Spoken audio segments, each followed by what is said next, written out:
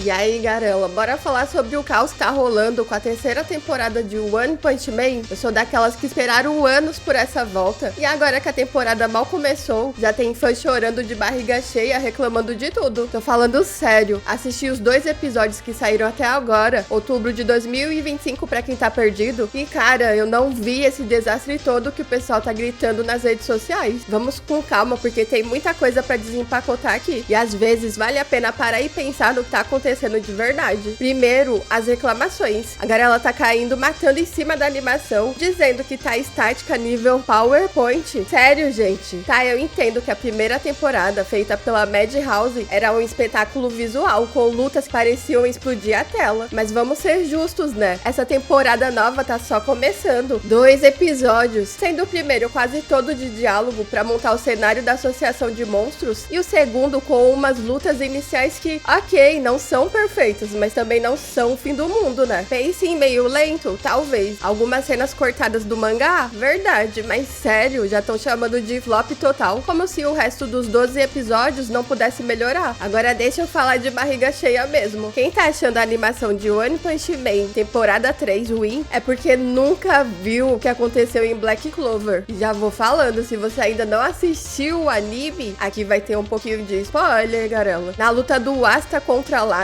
lá no arco do Reino de Diamante, essa luta, mano, é um marco. Foi a primeira vez que o Asta se transforma na sua forma meio demônio, com as asas pretas e aquele poder absurdo liberado pelo Lieb. É tipo o momento que ele abraça o anti-magia de vez, mostrando que pode peitar qualquer um, mesmo sendo um Zé Ninguém, sem magia no mundo cheio de magos. E por que é tão importante? Porque essa luta não é só sobre porrada, é sobre o Asta superar seus limites, calar a boca de um vilão arrogante como Ladros e mostrar o peso da amizade com touros negros. Mas a animação, preguiçosa pra caramba. As cenas de ação eram um borrão, com cortes rápidos que mal davam pra entender o que tava acontecendo. Parecia que o estúdio Pierrot tava com pressa ou sem orçamento. E mesmo assim, a luta brilhou pela emoção. Então, comparado com isso, o que tá rolando em One Punch Man, terceira temporada, é fichinha. A garela tá exigindo perfeição absoluta, como se nunca tivesse lidado com anime de orçamento apertado. Mas o que me deixa realmente pensativa é o tamanho da toxicidade que isso tá gerando. O diretor da temporada, Shinpei Nagai, chegou num ponto tão crítico que anunciou que tá saindo das redes sociais de vez. Imagina você, um cara que é fã de One Punch Man, trabalhando sob pressão insana pra entregar algo que milhões de pessoas no mundo todo vão julgar, e aí começa a receber um monte de hate, ataques pessoais e até gente distorcendo o que você fala pra te ferrar. No dia 22 de outubro, Nagai postou algo tipo: isso tá afetando minha saúde mental e trazendo negatividade pro trabalho, pro staff e pros criadores originais. Condeno quem lucra com drama ou viola os acordos de confidencialidade. E pior, ele agradeceu os fãs que foram gentis, mas disse que não volta mais pras redes. É triste, né? O cara é um ser humano, não uma máquina de fazer anime perfeito. E não é só ele, o JC Staff, que pegou a série depois que a Madhouse pulou fora, também tá sendo massacrado. Todo mundo compara com a primeira temporada, mas esquece que a indústria de anime é bem cruel. Orçamentos apertados, prazos impossíveis e animadores sobrecarregados. O Vincent Chansard, o animador de One Piece, até tentou defender, dizendo que a pressão global dos fãs é insana e que o staff sofre demais. E sabe o que é pior? Essa super exigência dos fãs tá virando uma bola de neve tóxica. Não é só crítica construtiva, tem gente chamando animadores de incompetentes ou traidores. Isso não é fã, garela, é hater. E o impacto disso vai além. Animadores desmotivados, diretores saindo das redes e até o risco de a franquia perder força. Tipo, se a terceira temporada flopar por causa desse hate todo, quem garante que vai ter a temporada 4? Aí a gente fica sem ver o Garou brilhando ou Saitama dando um soco daqueles que partem montanhas. E não é só com anime, essa exigência tá em tudo: jogos, filmes, séries. Parece que com acesso fácil às redes sociais, a garela acha que cada produção precisa ser um marco histórico ou é lixo, mas nem sempre foi assim. Antes a gente aceitava uns tropeços, curtia o que vinha de bom e seguia em frente. Hoje parece que todo mundo virou crítico de cinema com o megafone. Agora deixa eu trazer o exemplo do Sonic, porque esse é um caso clássico de como a crítica pode ser benéfica, mas também mostra os limites dessa exigência toda. Quando o primeiro trailer do filme live action do Sonic the Hedgehog saiu, lá em 2019, a internet explodiu, mas não de um jeito bom. O visual do Sonic era, vamos combinar, de assustar criancinhas.